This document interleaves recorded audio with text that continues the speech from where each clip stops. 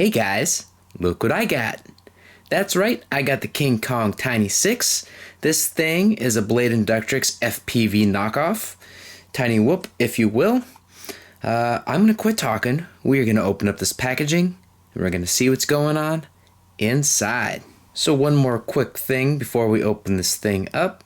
This thing is indeed bind and fly, ignore the plug and play. That's kind of why they've got that sticker there. However, it's a DSM-X. That's what I found to work for me, and I'll get into that little more detail a little bit later on. Alright guys, here's a look at the quadcopter itself. As you can see, it looks a lot like the Blade Inductrix FPV. It's a little bit different as far as the setup goes. It's a little more complicated.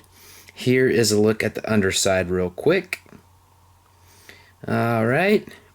So the first thing I want to let you guys know is this thing, you actually have to push a bind button to make this thing bind. So if you look real close inside there, see that little black thing in amongst that copper circle?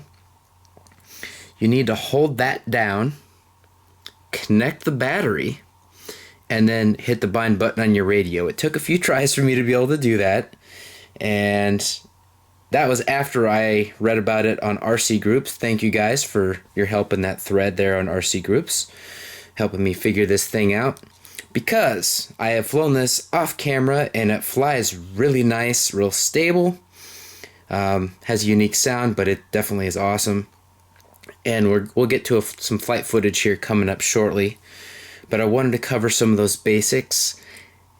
Another thing that I need to cover is Betaflight. Before you can fly this, you have to arm it and set it up in Betaflight.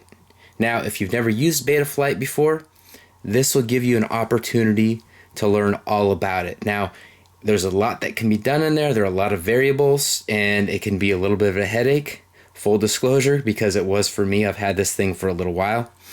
But I finally got it set up and ready to go, and I am excited because I can leverage the knowledge that I earned setting this thing up for future quadcopters and all that. Now, of course, I don't know everything yet, but I did learn a lot through trial and error, and if you get something like this, this is a good starter version.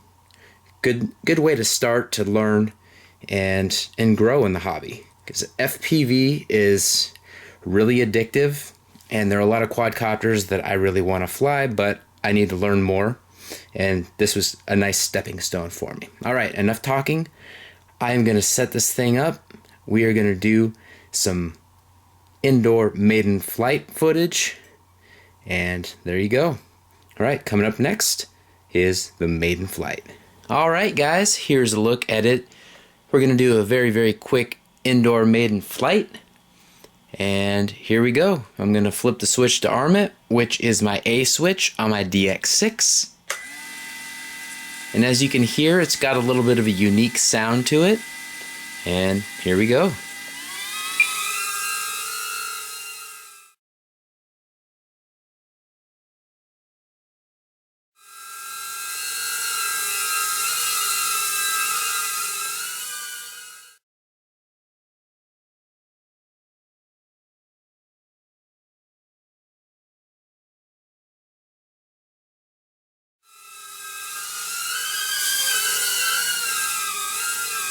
It flies so much like an Inductrix, it's not even funny. And it's also a fraction of the cost, so keep that in mind, guys.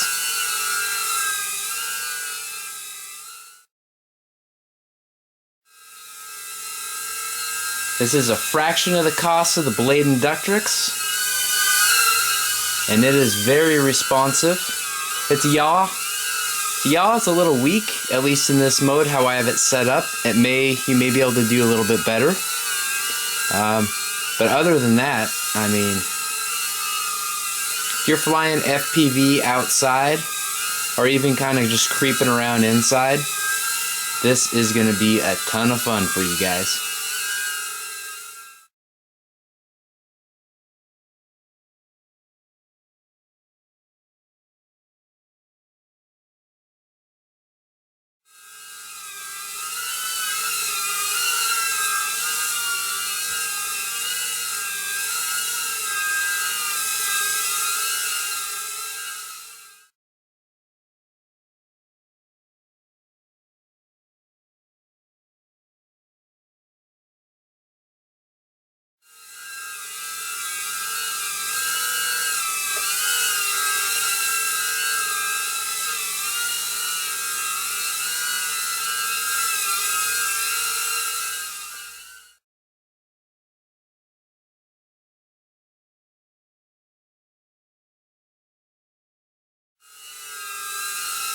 Alright guys, I'm going to set it down, flip the switch.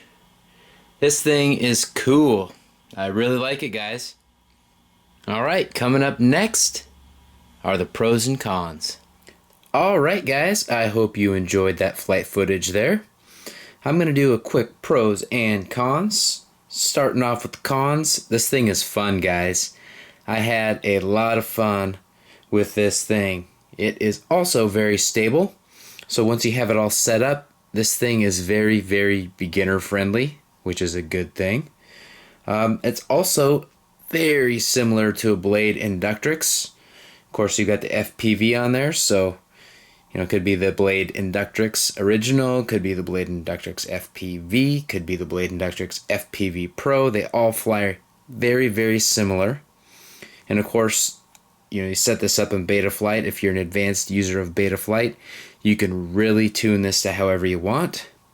I tuned it just to the point where it was flyable, so that's kind of in your court as far as that goes. And the camera is not bad at all. As you just saw with the indoor footage that I included there, indoors, usually any of these cameras do not look that great, but this one I was kind of impressed when I watched it play back, so that's a good thing. Now on to the cons. The yaw is not impressive. I think I'm going to set mine probably at 100%. Currently it's about 80. I think it's about 80%. I've got everything set at 80%. So yeah, I think I'm gonna do that to give myself a little more control, but it's not bad, especially once I adjusted to it. Setting it up in Betaflight for me is a con. I prefer my bind and fly models to just literally bind and fly.